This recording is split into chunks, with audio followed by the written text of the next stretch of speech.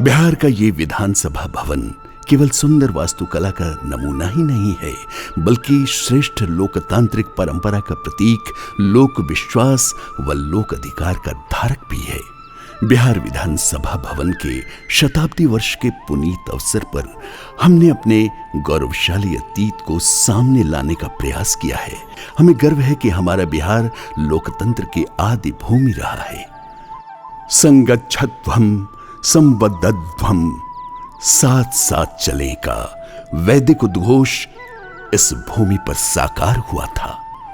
लोकतंत्र की आदि भूमि की प्रतिष्ठा प्राप्त करने वाली वैशाली गणराज्य का इतिहास इसका साक्षी है।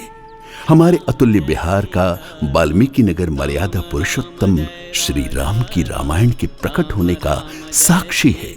मूल संविधान के भाग 3 में जहां मौलिक अधिकारों की चर्चा है, उस पृष्ठ पर मौलिक अधिकारों के जिक्र के पहले भगवान श्री राम, माता जानकी तथा लक्ष्मण जी का जो चित्र है वो आज भी प्रासंगिक है।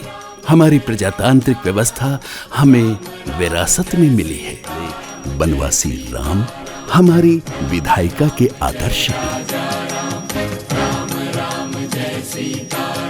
प्राचीन काल में कभी मगध, अंग, कौशिकी, विदेह, वज्जी संघ एवं अंगुत्तराप के रूप में चिन्हित भौगोलिक क्षेत्र ही आज के बिहार के रूप में जाना जाता है।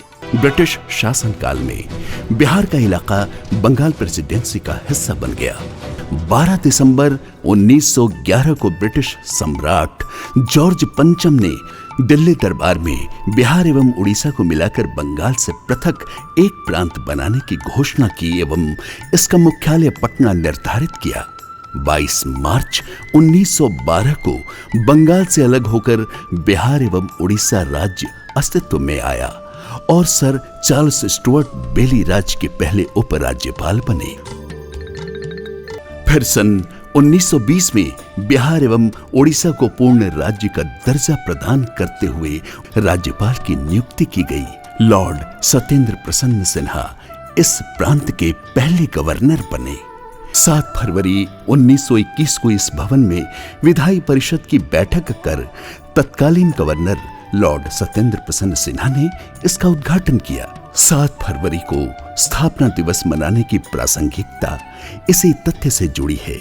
इसके 100 वर्ष पूरे हो जाने पर इसके शताब्दी आयोजन में माननीय राष्ट्रपति महोदय की गरिमामयी उपस्थिति हमारे आत्मबल को बढ़ा रहा है।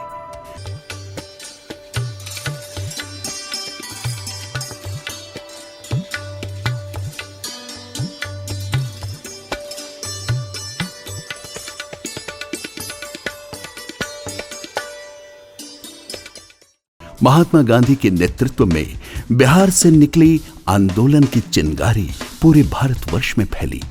आंदोलन के दबाव में ब्रिटिश संसद द्वारा भारत सरकार अधिनियम 1935 पारित किया गया। तत्पश्चात बिहार एवं उड़ीसा अलग अलग प्रदेश के रूप में अस्तित्व में आए।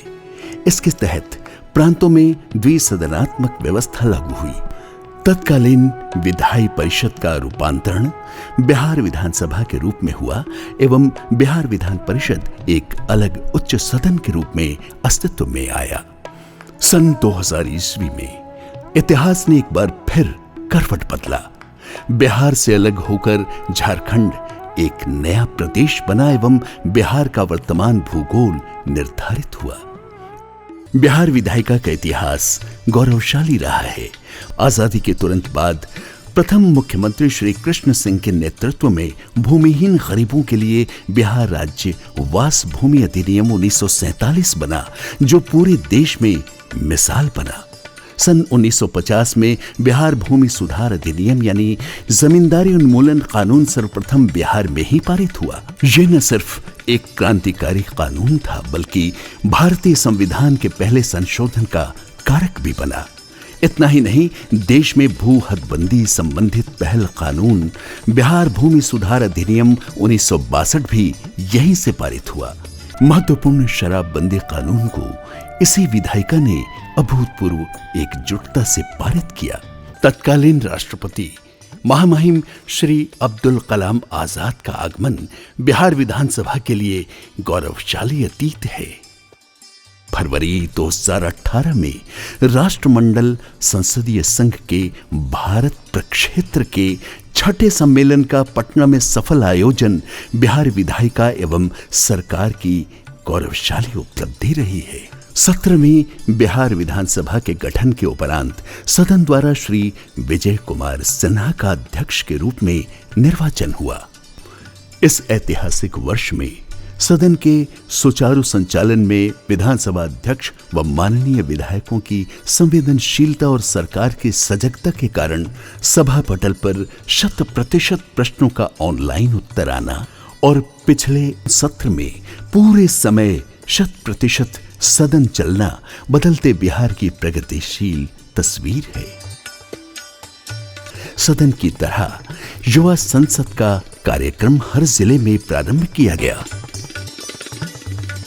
बिहार विधानसभा भवन के शताब्दी वर्ष में हम अपने इन संकल्पों से न केवल लोकतंत्र की बुनियाद को मजबूत करेंगे बल्कि अपनी भावी पीढ़ियों का मार्ग भी प्रशस्त करेंगे। हमारा संकल्प हमारी सिद्धि बने, इसमें आप सबका सहयोग अपेक्षित है। आइए आप हम सब मिलकर संकल्प लें और लोकतंत्र के सुनहरे भविष्य की ओर बढ़ें। अतीत के गौरव को पुनर्स्थापित करने में बिहार की विधायिका उत्तरोत्तर यानी लगातार सफलता के नए मुकाम हासिल करेगी। जय लोकतंत्र, जय बिहार।